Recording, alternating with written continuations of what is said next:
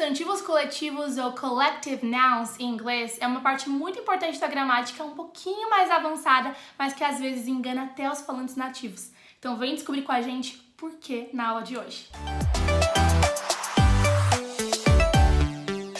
Hey, gêmeos e gêmeas! Aqui é a Vi e aqui é a Gi. e nós somos as Gêmeas do Inglês. Teachers especialistas em descomplicar o inglês para você falar de uma vez por todas. Então vamos lá! Você já ouviu falar alguma vez dos substantivos coletivos em português? É o nome que a gente dá para um conjunto de pessoas, de objetos ou animais do mesmo tipo ou espécie. Uma manada de elefantes, um molho de chaves, um cacho de uvas. A gente chama isso de substantivos coletivos ou em inglês collective nouns. Então, como que a gente usa os collective nouns? Os substantivos coletivos em inglês agem de uma maneira bem parecida com aquela que a gente vê aqui no português. Collective nouns são palavras para elementos singulares compostos por mais de uma pessoa, animal, lugar, coisa ou ideia do mesmo grupo. Por exemplo, vamos analisar o substantivo coletivo staff, que significa funcionários, equipe. Staff pode se referir ao quadro inteiro de funcionários ou pode fazer uma referência a cada funcionário individualmente, dependendo do que você quer comunicar na frase.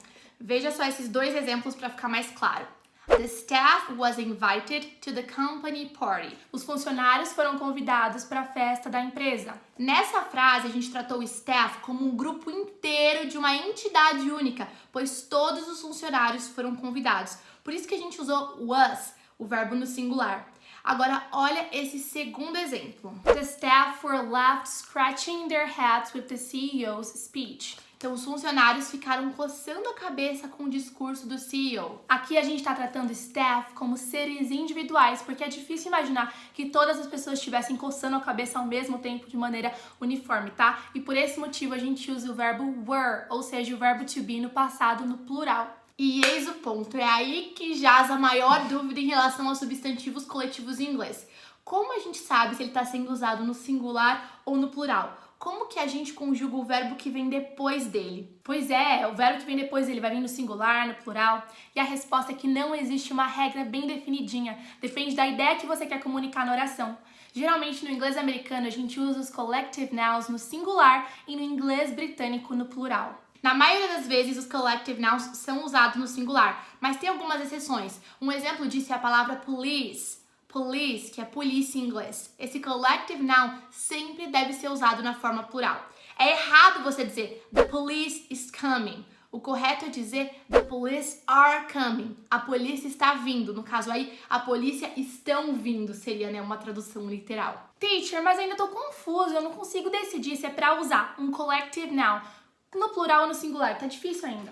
Se você ainda não entendeu bem se você deve usar esses collective nouns no singular ou no plural, pode ficar tranquilo, tá bom? Que até os falantes nativos têm muita dificuldade com essa questão. E, gente, às vezes não tem diferença, tá? Ambas as formas, singular e plural, vão estar gramaticalmente corretas, mas elas podem alterar o sentido da frase. O importante é que o collective noun ele seja consistente com o restante dos elementos da frase, com o sujeito e com o verbo, eles precisam estar de acordo. Então, olha só o exemplo que a gente vai colocar que tem o substantivo coletivo family. Se a sua família está viajando de férias, você pode falar My family is on vacation ou então My family are on vacation. A minha família está de férias ou a minha família estão de férias. Tá vendo? Eu coloquei is e are depois do family, esse substantivo coletivo, e ambas as frases, pasmem, estão corretas. Pois é, ambos estariam corretos, mas provavelmente os americanos usariam is, ou seja, eles falariam no singular, e os britânicos are, eles falariam no plural. Entretanto, se você quiser falar que os membros da família são cidadãos americanos,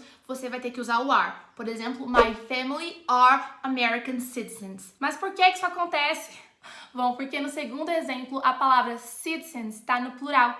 E para que essa frase fique coerente, a gente precisa então, nesse caso, certificar que o collective noun também vai estar no plural. Lembra que a gente falou de tudo fazer sentido? Seria incorreto você falar My family is American citizens. Poxa, eu tenho uma palavra ali no plural, então eu preciso que a minha frase inteira concorde com esse plural. Tá fazendo sentido? Para ficar mais claro, vamos ver um último exemplo. Imagine que uma manada de búfalos esteja dormindo no pasto.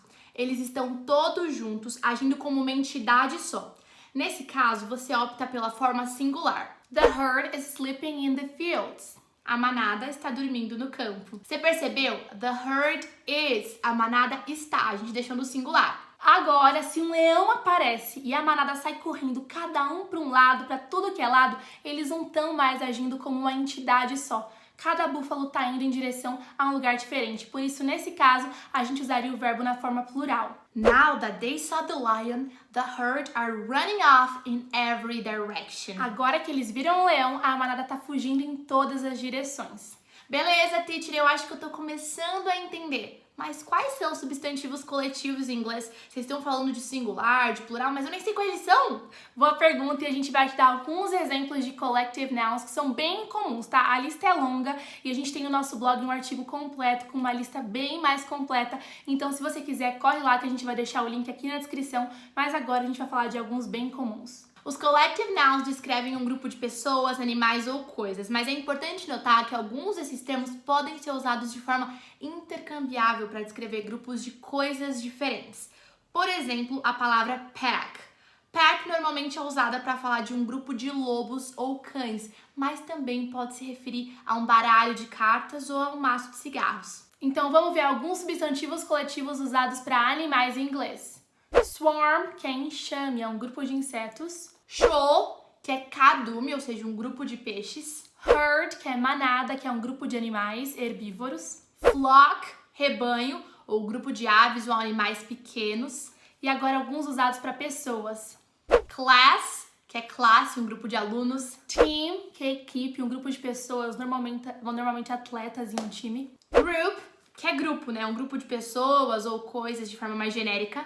Crowd, que é multidão, um grupo de pessoas, né? Um grupo grande de pessoas juntas. Choir, que é coro, coral, é um grupo organizado de cantores. Crew, que é tripulação, que é um grupo de trabalhadores, normalmente de uma aeronave, de um navio. Agora alguns relacionados a coisas. Pile, que é pilha, né? Um monte desordenado de coisas como lixo, entulho, terra. Set, que é conjunto, um grupo organizado de objetos que são completos, como pratos, talheres, inclusive até um grupo de palavras que você pode estudar, como sets de estudos no Quizlet, aquele aplicativo que a gente sempre indica. Series, série, né? Mais usado para falar de filmes, de livros, eventos. Stack, que é uma pilha, um montão, um grupo de coisas cuidadosamente colocadas uma em cima da outra. Fleet é uma frota, pode ser de navio, de carro, de avião. Bom, eu acho que é isso aí. Como eu já disse, se você quer ainda mais completo, uma lista ainda mais completa com mais palavras que são collective nouns, clique aqui na descrição e acesse o artigo no nosso blog. Mas eu espero muito que a gente tenha conseguido descomplicar um pouco essa questão de substantivos coletivos em inglês pra você. E não esquece, quando você tiver em dúvida, leia e releia a frase pra ver se ela tá fazendo sentido, se ela tá coerente.